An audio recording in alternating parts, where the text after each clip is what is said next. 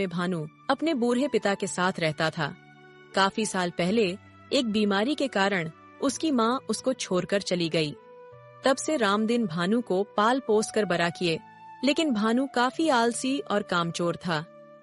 उसके बूढ़े पिता एक जमींदार के खेत में दिन रात कड़ी मेहनत करते, तो वहीं भानु दिन भर सोता रहता।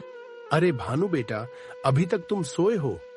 तुम्हें सुबह ही कहकर गया था कि कुछ बर्तन है उसे मांज देना, लेकिन तुम अपनी आलसी से कभी बाज नहीं आओगे।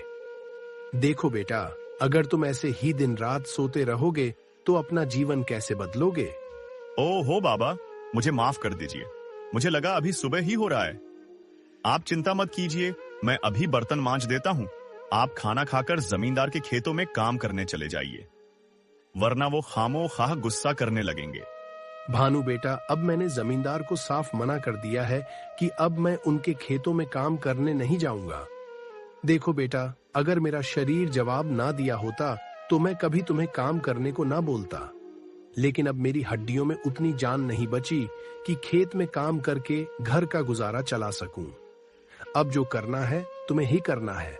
ये क्या पिताजी, आप साफ साफ ये बोलिए ना कि आपको आलसी बेटा पसंद नहीं। झूठ बात क्यों बोल रहे हैं कि आपकी हड्डियों में जान नहीं? अच्छा, तो तुम्हें मेरी बात झूठ लग रही?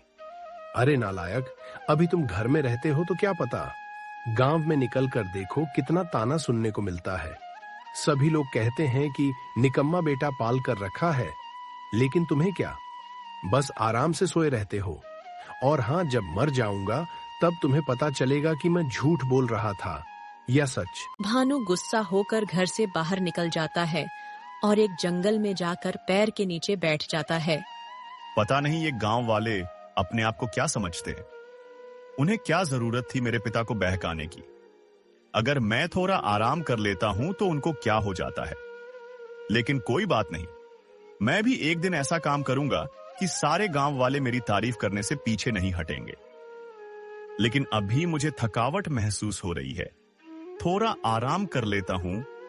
भानु इतना कहकर वहीं सो जाता है।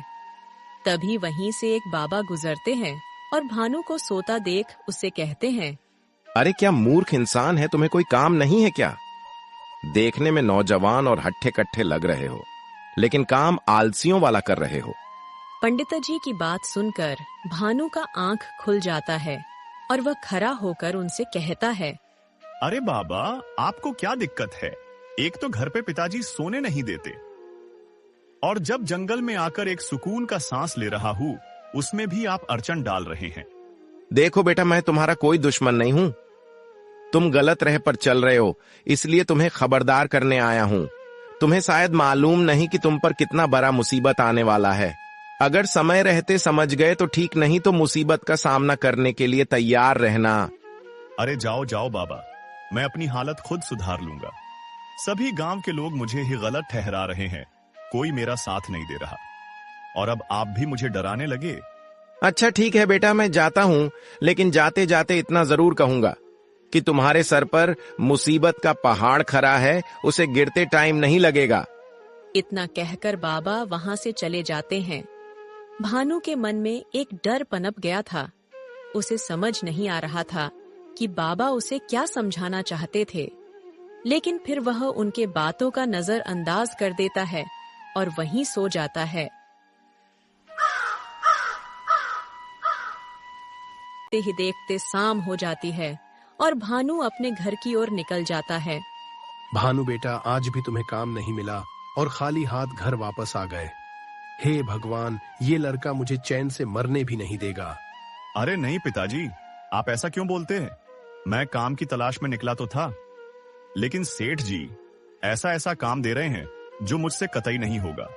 लेकिन आप चिंता मत कीजिए, मैं कोई ना कोई काम जरूर ढूंढ लूंगा, बस आप मरने की बात मत करना।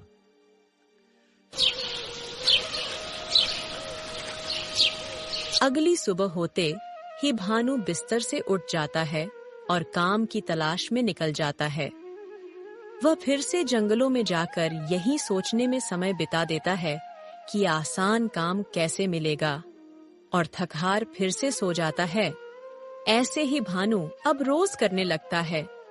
अपनी आलसी और बढ़ाता जाता है और ऐसा दिन आ जाता है कि उसके पिता बिस्तर से उठ नहीं पाते हैं। काफी जोर की उनकी तबीयत खराब हो जाती है। अब भानु काफी परेशान हो चुका था, क्योंकि ना तो घर में कुछ खाने को बचे थे और ना ही पैसा। भानु बेटा, अब मेरा बचना उम्मीद नहीं, तुम अपना ख्याल रखना। अगर भूख लगे तो कोई भी काम कर लेना, काम छोटा बड़ा नहीं होता। इंसान का सोच छोटा बड़ा होता है। आप मुझे छोड़कर नहीं जा सकते। मैं अभी आपको हॉस्पिटल ले चलता हूँ। मुझे उम्मीद है आप ठीक हो जाएंगे। भानु अपने पिता को जल्दी से डॉक्टर के पास ले जाता है। उनकी हालत काफी ज्यादा खराब थी। डॉक्टर उन्हें चेकअप करके भानु से कहते हैं, देखो भानु, मैंने अभी उनका इलाज तो कर दिया है, लेकिन जल्द से जल्द ऑपरेशन नहीं किया तो उनको बचाना मुश्किल हो जाएगा। लेकिन डॉक्टर साहब, ऑपरेशन में तो पैसे लगेंगे। हाँ भानु, पैसे तो लगेंगे, लेकिन तुम्हारे पास ज्यादा समय नहीं है। जितनी जल्दी तुम 40,000 रुपए जमा करोगे, उतनी जल्दी तुम्हारे पिता का बचना आसान होगा। अगर लेट हुआ तो शायद बचाना भी मुश्किल हो जाएगा। इसलिए तुम अभी से ही इंतजाम करना शुरू कर दो। नहीं नहीं डॉक्टर साहब, मेरे पिता को कुछ नहीं होना चाहिए। मैं तुरंत पैसे का इंतजाम करता हूँ। बस आप उन्हें बचा लीजिए। ठीक है भानु, मैं अभी इनको कुछ दवाइयां दे देता हूँ। इन दवाइयों से ये कुछ दिन आराम से रहेंगे। तब तक तुम पैसों का इंतजाम कर लेना। अब ले जाओ इनको घर। भानु अपने पिता को घर ले आता है। उनकी हालत अब कुछ ठीक थी, लेकिन ऑपरेशन करना बहुत जरूरी था। भानु को भूख लगा था, लेकिन घर में राशन न होने के कारण भूखे ही सोने चला जाता है। लेकिन उसे नींद कहाँ से आएगी? इतनी बड़ी मुसीबत जो आई है। हे भगवान, अब पैसे कहाँ से आएंगे? पिताजी ठीक कहते थे कि बेटा मेहनत करो, आलसी करने से कुछ नहीं होगा। अगर पिताजी को कुछ भी हुआ तो इसका जिम्मेदार सिर्फ और सिर्फ मैं ही होऊंगा। सुबह होते ही सेठ जी से पैसे उधार पर ले लूंगा और पिताजी का इलाज शुरू करा दूंगा, नहीं तो बीमारी बढ़ जाएगी। अगली सुबह होते ही भानु पैसे उधार पर लेने जमींदार के यहाँ निकल जाता है। अरे भानु, तुम मेरे यहाँ? अब क्या हुआ? जब से तुम्हारा पिता मेरे यहाँ काम छोड़ा है, तब से सारा काम रुका हुआ है। लेकिन तुम उदास लग रहे हो, क्या हुआ? सब ठीक तो है ना? नहीं सेठ जी, कुछ ठीक नहीं है। मेरे पिताजी का तबीयत बहुत जोर की खराब है और डॉक्टर साहब 40,000 रुपए का मांग किए हैं। लेकिन हम गरीब आदमी इतने कम समय में इतना ज्यादा पैसा कहां से लाएंगे? आप तो एक जमींदार हैं और मेरे पिता आपके यहाँ काफी सालों से काम किए हैं। आप उनकी मदद कर दीजिए सेठ जी। अब उनकी जान आपके हाथों में है। क्या 40,000 रुपए?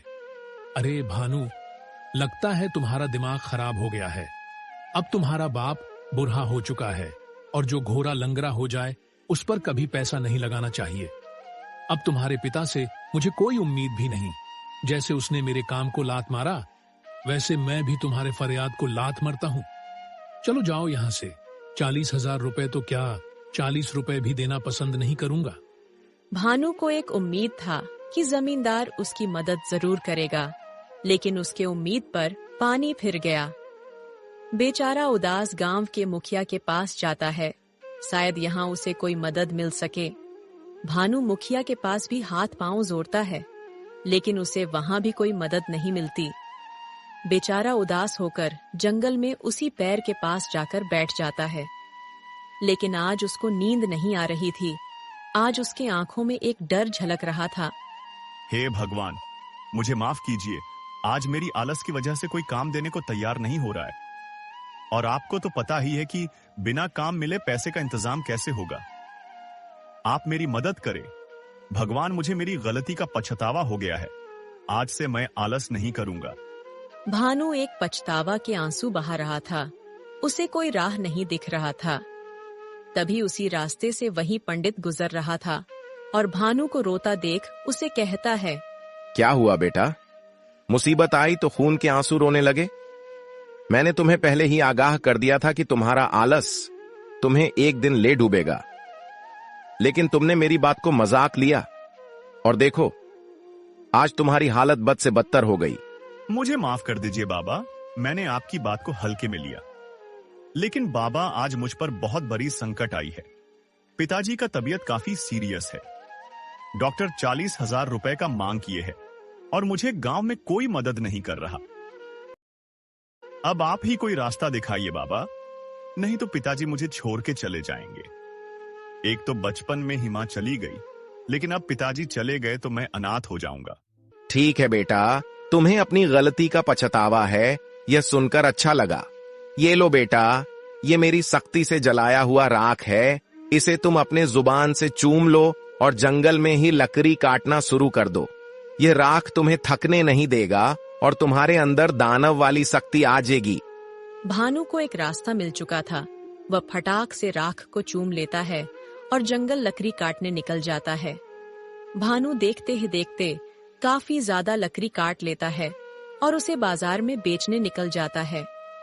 लकड़ी सूखा और अच्छा देखकर तुरंत ही उसका लकड़ी बिक जाता है।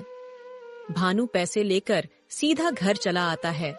अरे वाह भगवान, आपने तो गजब कर दिया। इतना जल्दी मुझे 6,000 रुपए का मुनाफा हो गया।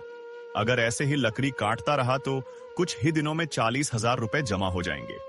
हे बाबा, आपकी राख में तो सच में जादू है। आपका बहुत बहुत धन्यवाद। अगले दिन होते ही भानु जोर शोर से काम करने लगता है ताकि जल्द से जल्द अपने पिता का इलाज शुरू करा सके। भानु को जानवरों की तरह मेहनत करते देख गांव वाले भी तंग रह जाते हैं। इस तरह भानु कुछ ही दिनों में 36,000 रुपए इकट्ठा कर लेता है। 36,000 रुपए का इंतजाम तो हो गया है। अब मुझे जल्द से जल्द 4,000 रुपए का इंतजाम और करना पड़ेगा, क्योंकि पिताजी का तबीयत दिन पर दिन और बिगड़ती जा रही है। भानु अपने पिता के पास जाता है तो देखता है कि उनकी तबीयत पहले से काफी ज्यादा बिगड़ चुकी है। दवाइयां भी खत्म हो चुकी थीं। अगर जल्द से जल्द डॉक्टर के पास ना लगा तो बचना मुश्किल हो जाएगा। हे भगवान, पिताजी का तबीयत तो बिगड़ती जा रही है, दवाइयां भी खत्म हो चुकी हैं। अभी मुझे थोड़ा और वक्त दे दो भगवान, 4,000 रुपए का इंतजाम करना है। एक काम करता हूँ, फिर से जमींदार साहब के पास जाता हूँ। इस बार वो मुझे मना नहीं करेंगे। भानु द्वारकर जमींदार साहब के पास जाता है और 4,000 रुपए के लिए गिड़गिड़ाने लगता है। जमींदार भानु को मजबूर देख उसका फायदा उठाने का सोचता है। भानु को सख्त 4,000 रुपए का जरूरत है। अगर मैं इसी का फायदा उठाऊं तो मेरा काम कम पैसों में निपट जाएगा। अरे वाह रे जमींदार, तुम्हारे जैसा तेज बुद्धि का तो कोई सेठ है ही नहीं। ठीक है भानु, मैं तुम्हें 4,000 रुपए नहीं बल्कि पूरे 5,000 रुपए देता हूं। लेकिन हाँ, तुम्हें मेरा एक काम करना होगा। तुम्हें मेरा 10 कट्ठे का खेत जोतना होगा। बोलो, क्या तुम यह काम करोगे? ठीक है मालिक, अगर आपका यह काम करने से मेरे पिताजी का इलाज हो सकता है और वह बच सकते हैं, तो मैं यह काम पूरे मेहनत और लगन से करूंगा। एक भी शिकायत का मौका नहीं दूंगा। भानु जल्द से जल्द 4,000 रुपए इकट्ठा करना चाहता था। वह बिना रुके खेत में कुदाल लेकर चला जाता है। भानु दिल लगाकर मेहनत करता है। उसे यकीन था कि भगवान उसका साथ जरूर देंगे। शाम हो जाती है और 10 कट्ठा जमीन भानु जोत देता है। वह सेठ के पास जाता है और अपनी मेहनत का पैसा मांगता है। सेठ जी, आपके कहे अनुसार खेत की जुताई खत्म हो गई। अब आप अपना वादा पूरा करें, मुझे मेरे पैसे दे दें ताकि कल अपने पिताजी का इलाज शुरू करा सके।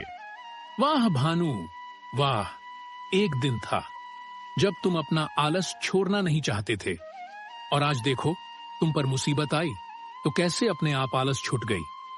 ये लो तुम अपने पैसे और जल्द से जल्द अपने पिताजी का इलाज शुरू कराओ। अगले दिन ही भानु अपने पिता को हॉस्पिटल में एडमिट कर देता है। पैसे पूरे होने के कारण उनका इलाज भी जल्द से जल्द हो जाता है। ऐसे ही कुछ दिन बीत जाता है और भानु के पिता बिल्कुल ठीक हो जाते हैं। अरे वाह बेटा, आज मुझे तुम पर गर्व हो रहा है कि तुम मेरा बेटा हो। मुझे तो कोई उम्मीद नहीं थी कि मैं बचूंगा, लेकिन तुमने कड़ी मेहनत की, डॉक्टर के फीस चुकाए और मुझे एक नया जीवन दान दी। मैं बहुत खुश हूँ बेटा। ऐसे ही मेहनत करते रहो और खुश रहो मेरे लाल। ऐसे ही एक दिन भानु जंगल में लकड़ी काटने निकलता है तो फिर से वही बाबा उसी रास्ते में भेंट होते हैं।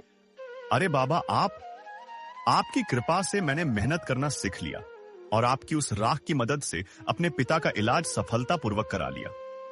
आपका बहुत बहुत धन्यवाद बाबा जी।